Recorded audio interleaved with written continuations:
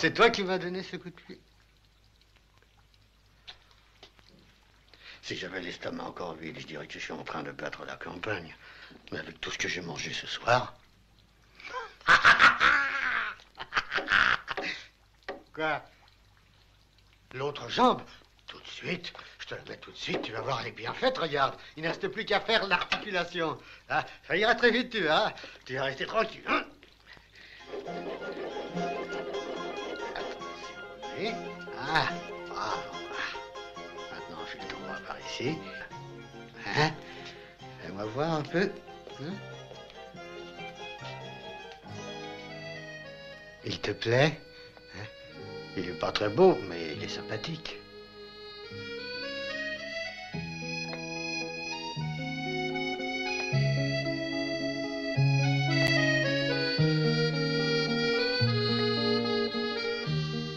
Tu vois? Tu vois notre Pinocchio? Il ressemble au vrai petit garçon dont nous avons toujours rêvé. Le même bonhomme, regarde, il tient même sur ses pieds. Oh, j'ai parlé trop tôt.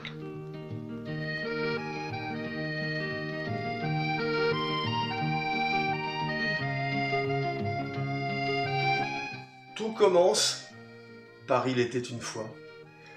C'est à Florence qu'on trouve ces Pinocchio. Pinocchio. Là, je dois dire que, comment dire, Pinocchio, c'est quelque chose qui, pour moi, dépasse le cadre même du cinéma, de la télévision, parce que le film dont je vais vous parler est à l'origine aussi une série télévisée qui a été diffusée en 1975 sur Antenne 2. C'est un film du grand Luigi Comencini.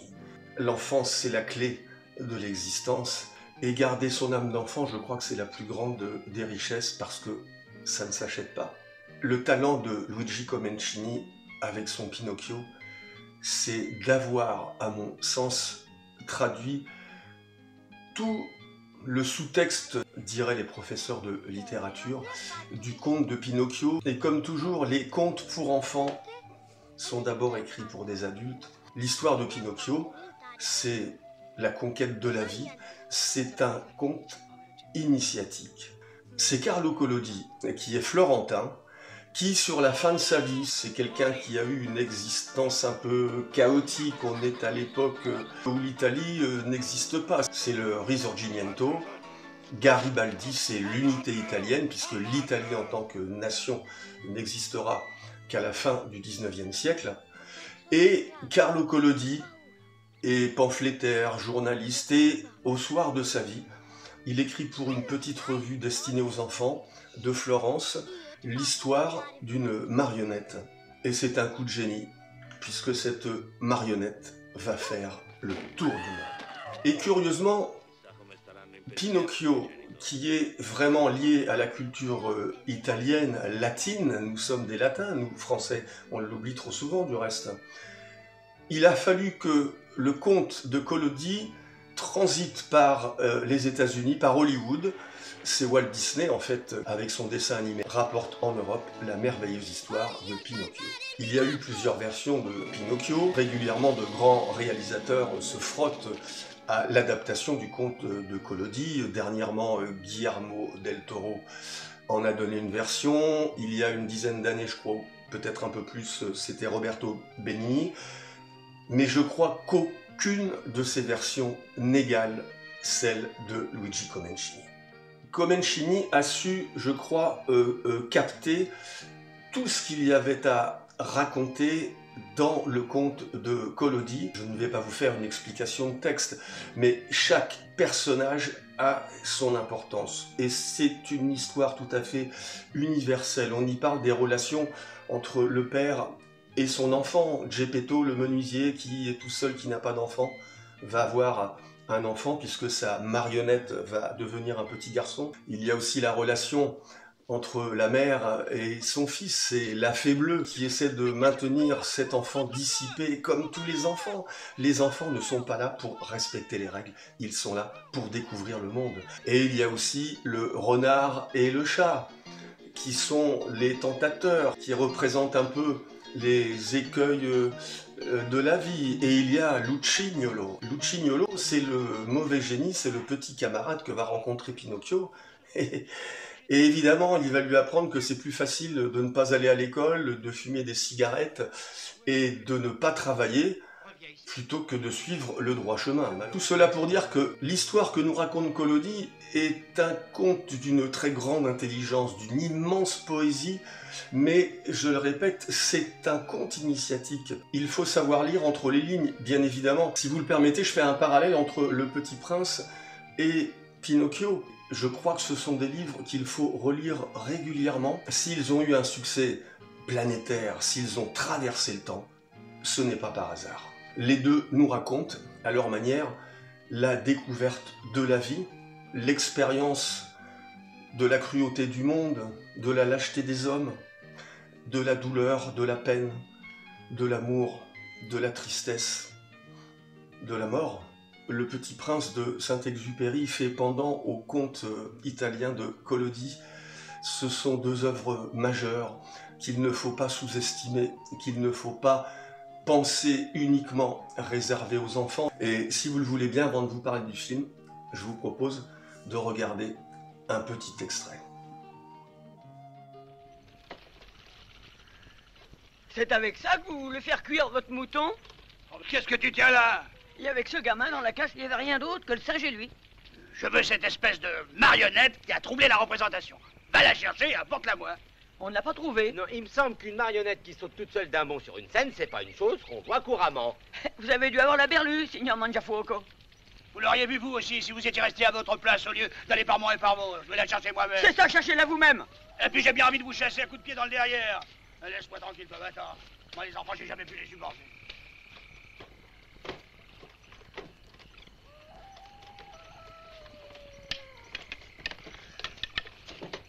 Où est-elle? Où est cette marionnette? Écoutez, signor Mangiafuoco, si vous avez des visions, je ne peux pas vous faire changer d'avis. Et je vous dirais même mieux, non. nous en avons par-dessus... Lâche-moi. Nous en avons par-dessus la tête. Hé, tirez pas, non?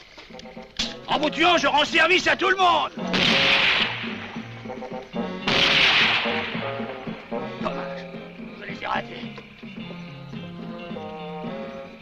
La marionnette que vous cherchiez, c'est moi. Hein? C'est mon papa, Geppetto. Il est menuisier. Il m'a fait avec du bois. Et puis, je sais pas pourquoi, la fée est venue me voir et m'a fait devenir un vrai petit garçon. Mais elle m'avait prévenu. Si tu ne te conduis pas bien et si tu n'es pas obéissant, je te ferai redevenir marionnette. Et elle ne plaisantait pas. Ça fait 2 fois qu'elle me fait redevenir marionnette. Tu as compris, oui? Non. Mais d'abord, on va parler des choses importantes. Et ce qui est le plus important, c'est que je ne sais pas comment je vais faire cuire mon mouton. Luigi Comencini, c'est un géant du cinéma. C'est presque l'inventeur de la comédie à l'italienne. Il tourne dans les années 50 Pain, Amour et Fantaisie, qui aura quelques suites, qui est un succès mondial avec Vittorio De Sica et Gina Lollobrigida, qu'on retrouve d'ailleurs dans son Pinocchio. Il réalise aussi L'argent de la vieille avec Bette Davis et Alberto Sordi, L'Incompris, qui est un chef-d'œuvre, c'est vraiment un maestro. Et quand il s'attaque au conte de Collodi, il en fait quelque chose d'absolument...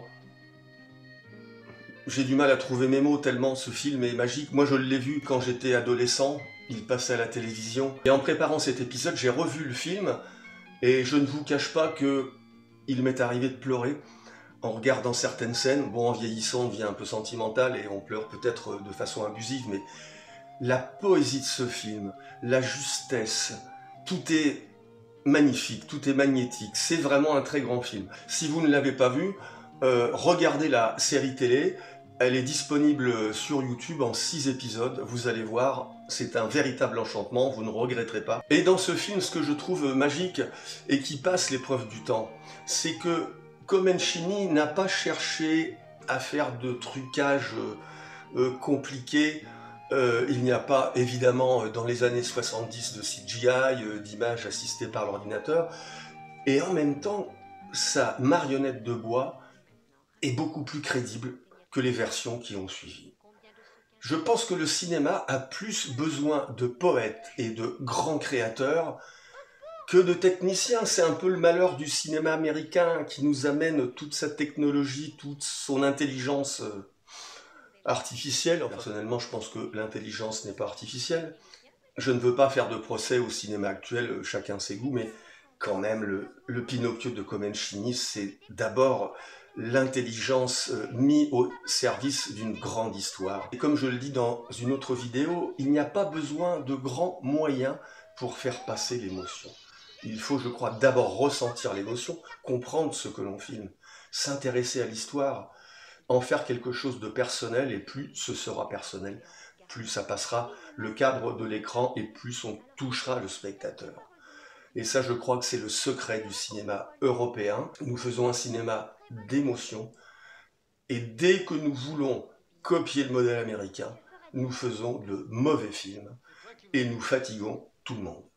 Et puis, dans le Pinocchio de Luigi Comencini, il y a une distribution éblouissante. Bon, commençons par Pinocchio lui-même, ce petit garçon qui a joué le rôle, bon, qui n'a pas fait une carrière cinématographique par la suite, Andrea Balestri, en plus très bien doublé en français, et incroyable d'espièglerie, de justesse, il est Pinocchio. Et bien sûr, il y a Nino Manfredi, montagne du cinéma italien, un acteur formidable. Tout de suite, je pense à Affreux, sale et méchant. Il y a aussi Gina Lollobrigida.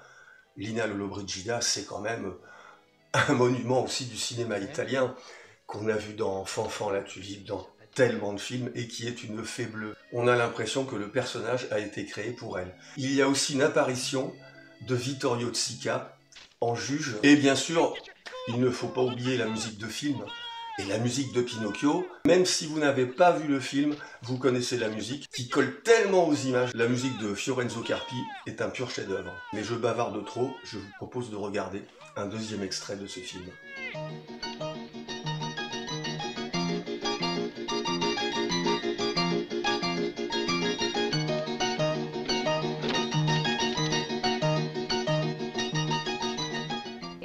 Raconte-moi, sans rien inventer ni rien omettre, ce qui t'est arrivé. Combien de sequins t'a donné Mangiafuoco? 4.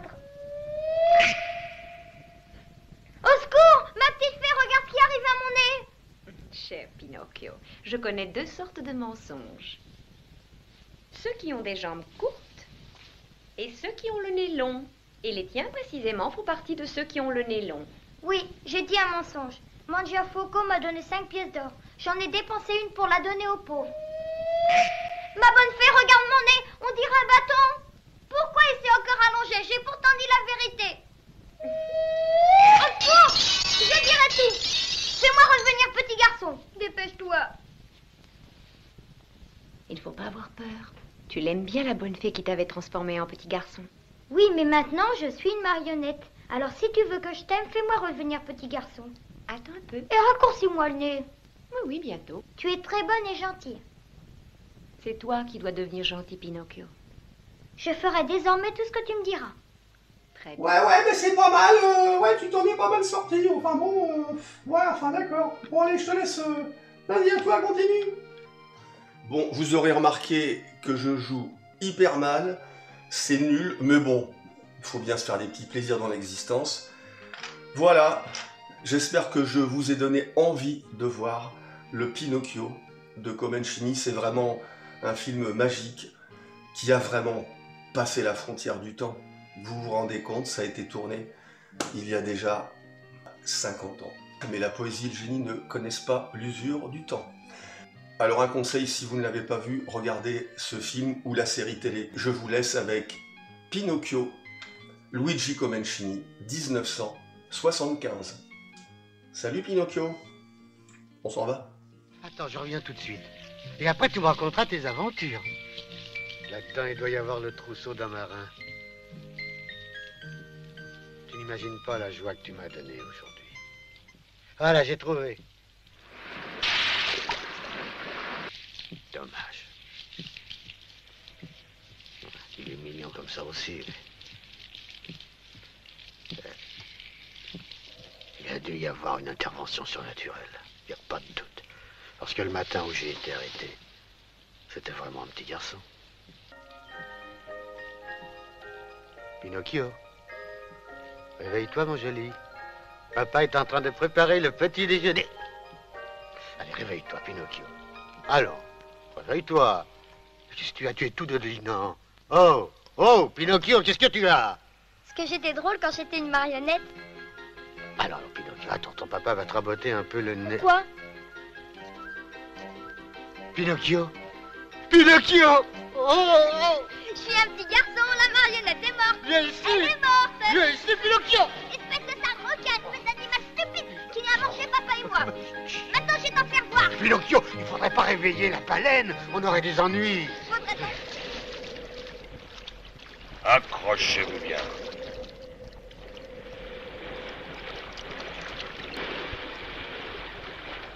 Nous y sommes quand même arrivés.